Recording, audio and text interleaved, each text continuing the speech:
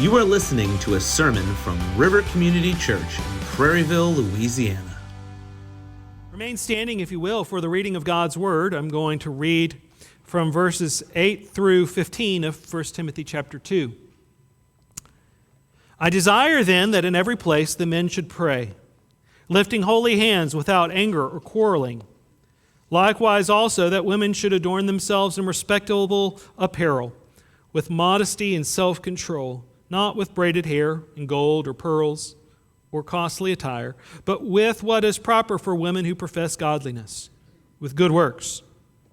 Let a woman learn quietly with all submissiveness. I do not permit a woman to teach or to exercise authority over a man. Rather, she is to remain quiet. For Adam was formed first, then Eve. And Adam was not deceived, but the woman was deceived and became a transgressor. Yet she will be saved through childbearing, if they continue in faith and love and holiness with self-control. This is the word of the Lord. Amen. Be seated.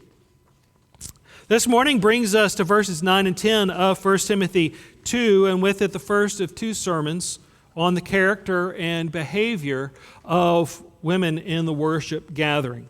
I hope to give this text a fair shake, explain it clearly, and apply it in a way that shows honor to the faithful women among us.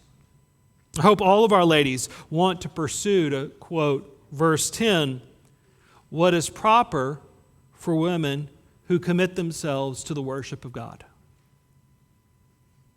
With the opening word of verse 9, likewise, Paul signals that he is continuing the logic of his exhortation to men. His focus continues to be the character and behavior of God's people as we gather to worship, specifically in prayer. The connection between verses 8 and 9 is so close that it more literally and woodenly reads, likewise, women in honorable clothing to adorn themselves with modesty and self-control. You'll note there is no main verb in that clause. That's because Paul carries over the thought from verse 8. He either means, I desire the women to adorn themselves with honorable clothing, which is the way most translations take it. Or, as I'm inclined to read it, the women should pray in honorable clothing to adorn themselves with modesty and self-control. I think the biggest advantage of translating it the second way, and it is a minority opinion, but I think the biggest advantage is that it highlights Paul's emphasis on clothing yourselves, ladies, with character rather than apparel. As Bill Mounts notes, the primary focus of this verse is not so much on what the women wear, although this is included, but on their priorities. Just as verse 8 contrasted a prohibition for the men with a prescription for worship, we have the same in verses 9 through 10. It's easy to focus on the do not of verse 9. The whole text is bracketed by references to the proper attire of godly women, respectable apparel and modesty and self-control, followed by good works. In fact, the whole section speaking to women in verses 9 through 15 is bracketed by references to self-control. So that is really the underlying character issue that Paul is addressing more than the particulars of dress. We'll consider our text now under two main headings with a series of subpoints under each, and to keep things lighthearted, our 2 points will be, first, what not to wear, and secondarily, say yes to the dress. First, what not to wear.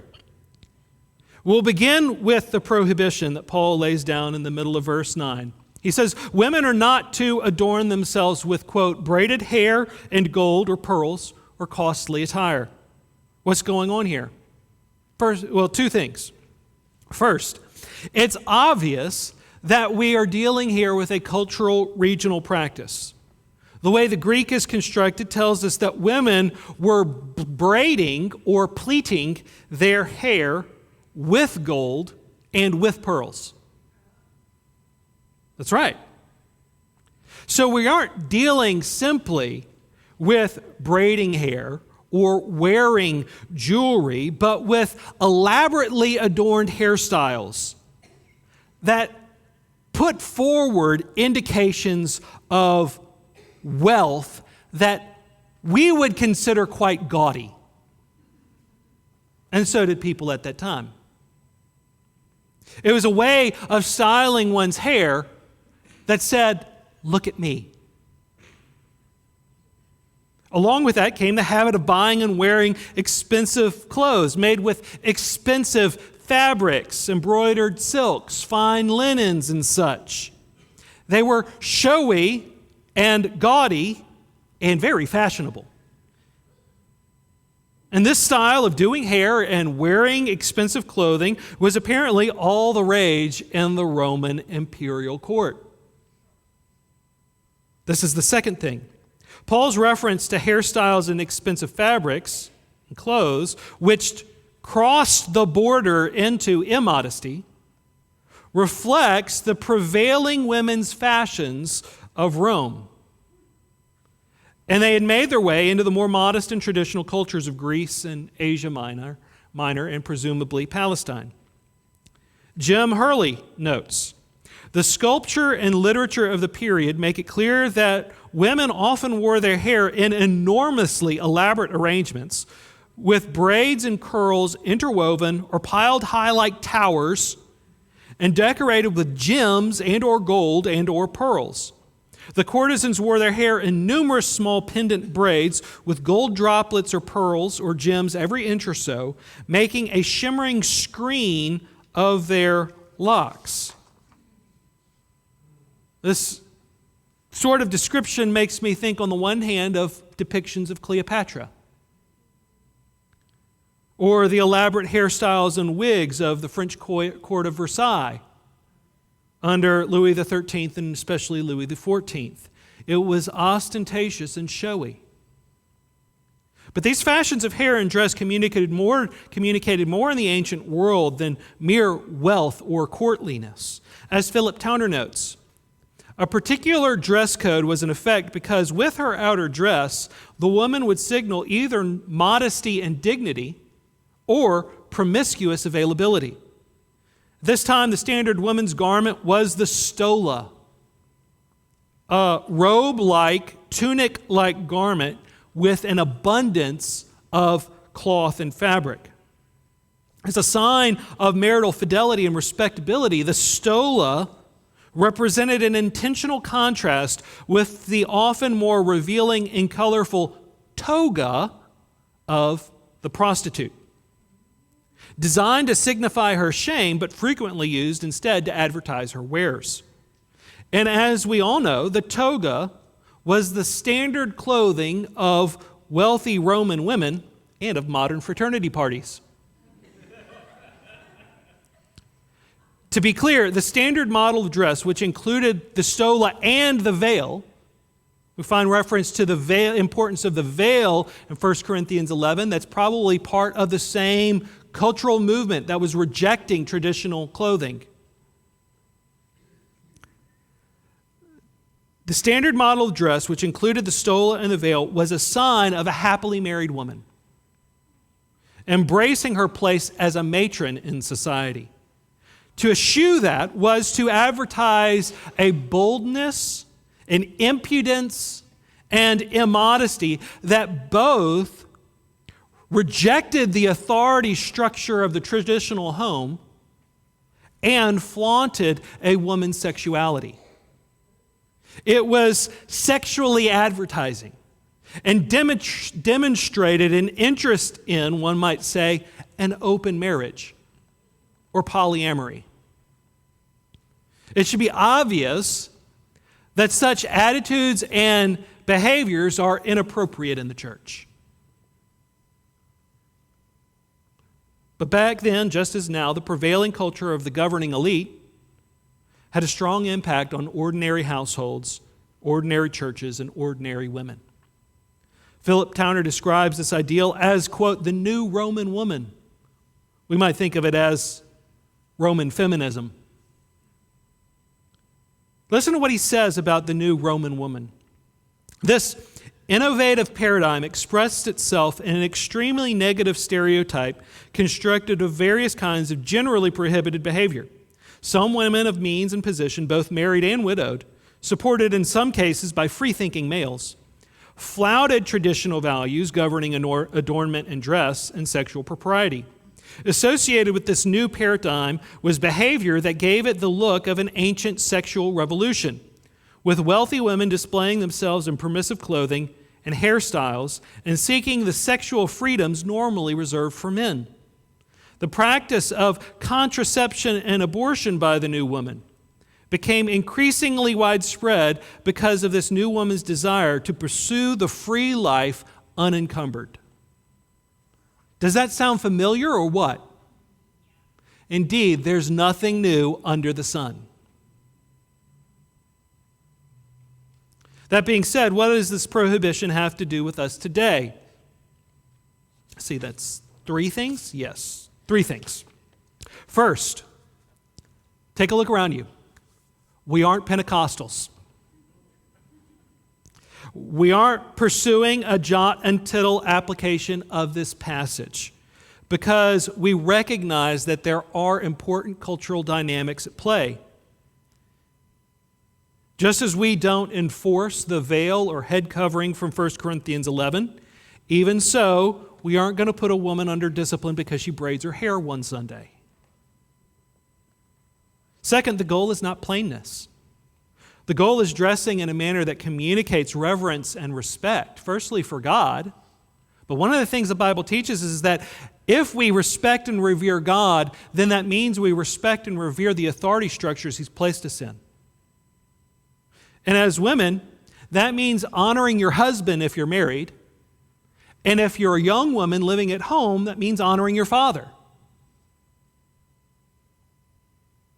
Adult single women, widows, you still have a responsibility to dress for worship with decorum, reverence for God. But I will acknowledge you are not tied to the same authority relationships as minor ladies and married women. A young single lady doesn't need to dress the same way a married woman does, but she still needs to communicate reverence for God and dress in a manner appropriate for worship. Church isn't the place to pick up men, at least not during the worship service. Thirdly, remember that Paul brings up this dress code in a chapter dealing with our behavior and character in worship. I don't think Paul is saying women should never dress like this, so much as he is saying worship is absolutely the wrong place for it. If you're going to a fancy dinner with your husband, to an elaborate party, or to a wedding, or to a dance, it can be appropriate to show out. There are clothes that are appropriate to those occasions and venues. And in fact, sometimes what you would ordinarily wear to church might be inappropriate and very underdressed for some social situations you find yourselves in.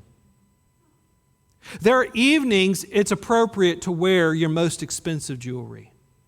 There are events where it's appropriate to spend several $100s on your hair, such as your wedding day. But that's not how you prepare for worship. In other words, the practical message here is that there are times and places, ladies. When it comes to the worship of the church, you need to develop and maintain a sense of decorum. That's what it means to adorn yourself in respectable apparel. It's clothing appropriate to the occasion. It's knowing where you are and what you're doing. What is appropriate for worship, then, is godliness, not gaudiness. That brings us to our second point. Say yes to the dress. Rather than dressing in a way that highlights a woman's wealth, status, and sexuality, Paul wants women to come to worship dressed in a way that fits the venue. It fits the women themselves. If you're looking for a good fit, This is what it should be. First, Paul begins by saying women should adorn themselves in respectable apparel. He means clothing that shows respect and reverence for what's happening in worship when we pray. We are bringing ourselves and our petitions to God. We're presenting ourselves humbly before Him. And so our manner of dress should reflect that. It should show that we are coming to worship in a spirit of humility, seeking the favor of the Lord. We should communicate by what we wear that we worship God as sinners, casting ourselves on His mercy. And if we're dressing up and showing out and putting on a face of having it all together, well, friends, that's hypocrisy. It's putting on a mask. It's acting. To quote and paraphrase John Chrysostom, what? When you come to God to pray, are you doing so with elaborate hairstyles and golden ornaments? Are you coming to a dance, to a marriage, to a lavish parade? There such showiness and expensive clothing are seasonable, but here none of them is warranted. You are coming to pray, to beg God for the pardon of your sins, to plead for your offenses, seeking the Lord and hoping to hear His pardon. Why do you adorn yourself then? This is not the dress of a beggar. That brings us to the two character traits of verse 9, modesty and self-control. And as I read the passage, the verb to adorn seems to be purposive. The reason you wear appropriate clothing is in worship is because you're actually trying to adorn yourself with modesty and self-control. Modesty, then, like self-control, is to be understood as an attribute of the woman and not of her clothing. Indeed, both of these adjectives, modesty and self-control, are classical virtues. Descriptions of people of mature and fruitful character recognized both in the Bible and in the Greco-Roman world of the time. Virtue was the foundation stone of Greco-Roman ethics.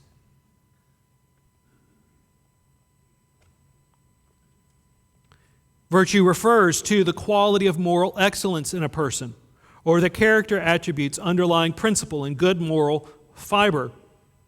And it's significant, isn't it, that Paul exhorts women to develop these classical virtues. He's not placing women in a different class of person or category of responsibility. And calling women away from immodesty and ostentation in worship and calling them towards mature, virtuous character, Paul communicates that the women of the church are just as responsible for the integrity of God's worship as the men are.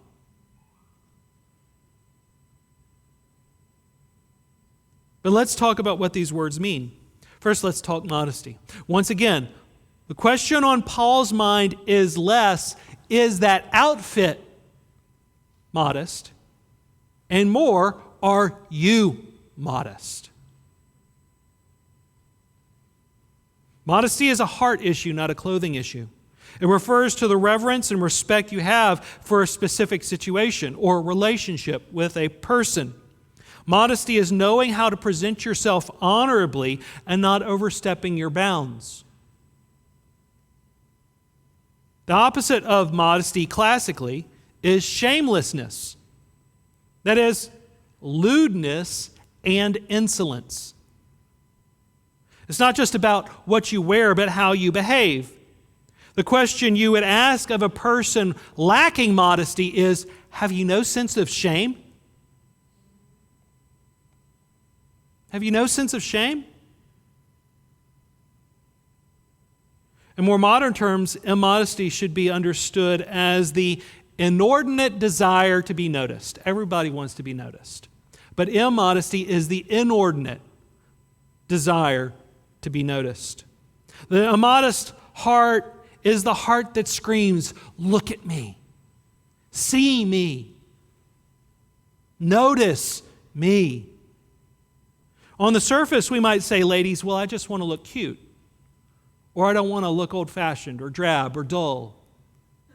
But deep down, the heart may be screaming, look at me! Man, look at me! Other ladies, look at me! That is an immodest heart. And this is what some of the women in Ephesus were doing. This was near the core of the problem they were causing in the church. The issue, note that Paul says nothing when he talks about immodesty. He says nothing about causing the men to lust. Southern evangelical fundamentalist culture, that's the ethic, right? Don't cause your brothers to stumble. Paul doesn't talk about brothers. He talks about, ladies, you and God.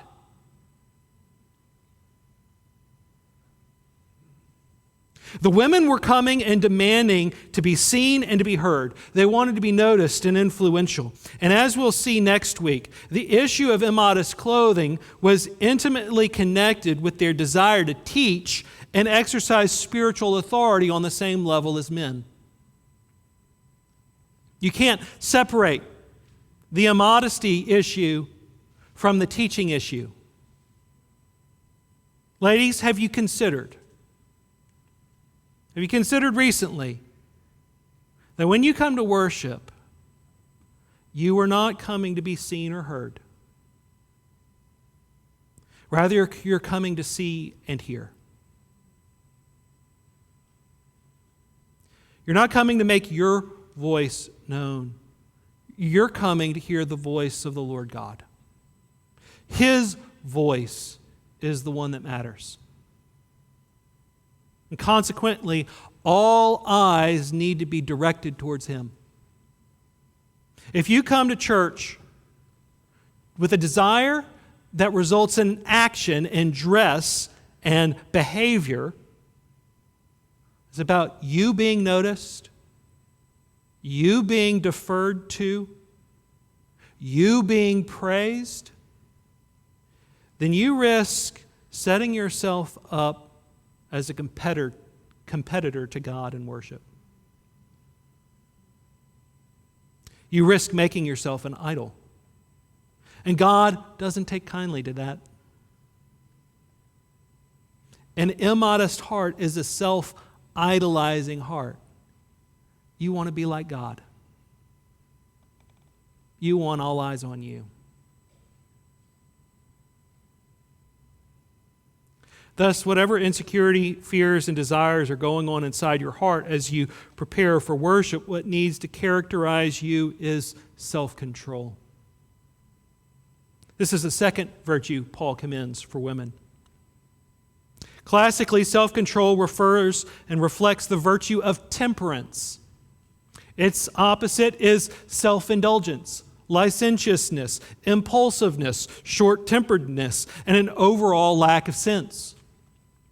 The intemperate person does what they please, whenever they please, whenever it suits them, without regard to the consequences. They are emotion-led and emotion-driven, impulsive to a fault. Ladies, let's acknowledge you tend to be more emotional than us men. You're more emotionally in tune. And you are more relationally aware as a result. Being more emotional does not mean you are less intelligent or more irrational. It's just that you are wired and think about things differently than we do. And the way you think, women, generally speaking, is fueled by emotion. It's part of the way that God made you different than men. But the challenge for the ladies is that your emotions can become this loud energy that drives everything you do. This can become a problem when it overrides your better judgment. And just as anger becomes a problem when it overrides a man's better judgment. Just as the anger of man does not produce the righteousness that God requires, we might say the emotions of women don't produce the righteousness that God requires. Your emotional state of being can drive you, on the one hand, to hold on to relationships that you really need to let go of. When you know what you need to do, but your emotion keeps you tied down. On the other hand, it can drive a wedge into relationships that are actually healthy and helpful for you. In youth ministry, I saw this all the time with dramatic, catty teenage girls. You may have known some. Best friends from childhood would have the worst fights and ruin their circle of friends simply because one or more of the girls developed the catty feeling to be mean and start picking on one of them. Years down the road, why did that happen? It's like, I just felt like it. There's no thought to it, no consideration of its long-term effects. It just felt right in the moment, and so I did it. Indeed, just as the anger of, let me back up. Ladies, you have a particular challenge here, just like the men do with anger. You can easily let your emotions define your reality and determine your choices. You can let your emotions define your reality and determine your choices. But friends, your emotions are not reality.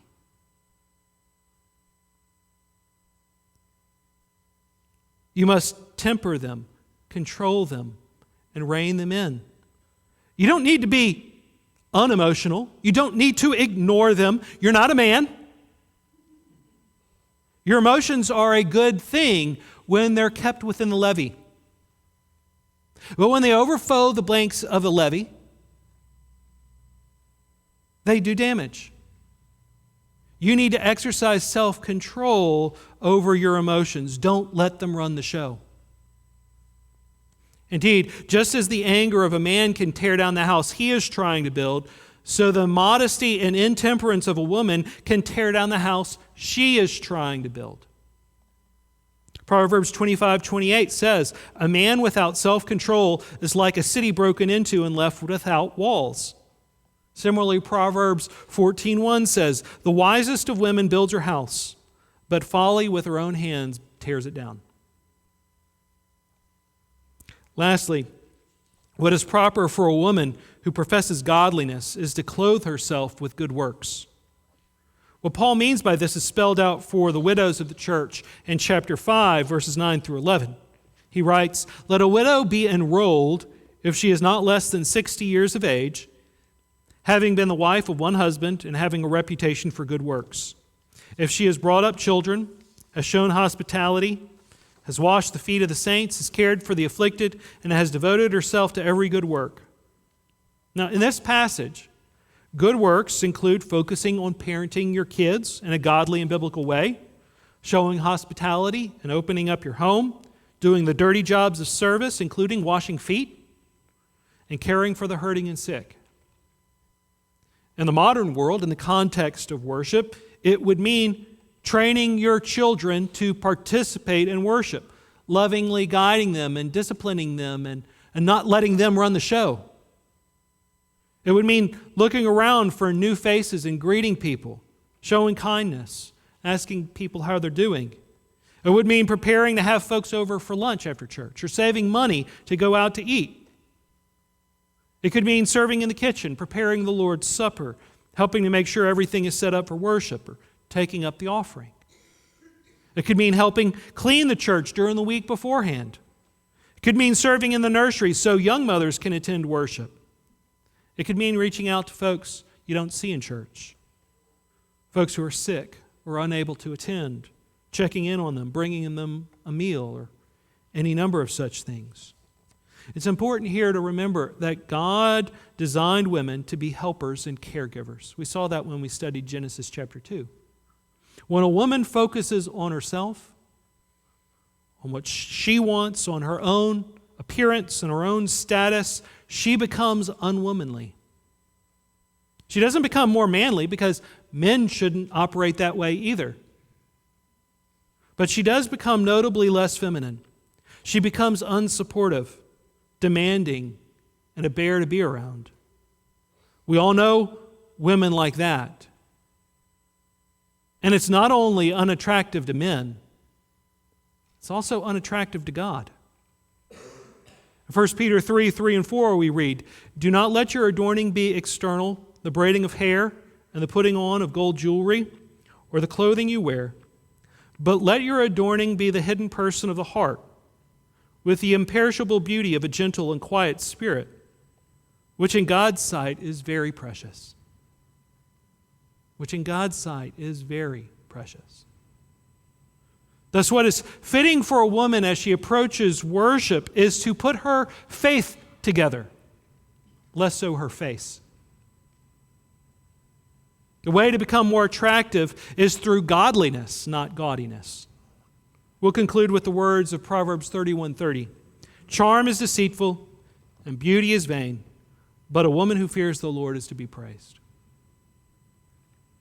Ladies, if you profess to believe in God, if you claim that you're coming to worship God, your character is what you need to have prepared on Sunday morning.